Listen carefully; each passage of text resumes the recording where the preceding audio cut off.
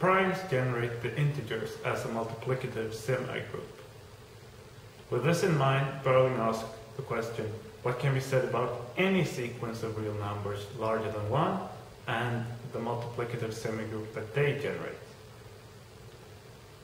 The only assumption he made on the semigroup was that the number of elements less than x, denoted by n of x, would be approximately a times x, where a is some positive constant. In other words, he made no algebraic assumption on the set, except that it's closed under multiplication. In my paper, I studied two different problems. The first is an analog of Merton's theorem in this Beurling setting. The theorem can be stated like this: that if we have approximately a times x elements less than x, in the sense that n of x divided by x goes towards a as x goes to infinity, then this formula holds here. Note in particular that this gives a simple formula for calculating a, given only the Beurling primes pi. The second problem was originally posed by Beurling himself.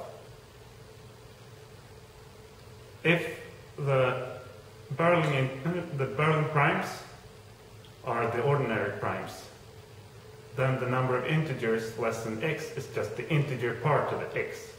However, if the Beurling primes are something else, then n of x will be different as well. The question is, how small can this difference between n of x and the integer part of x be?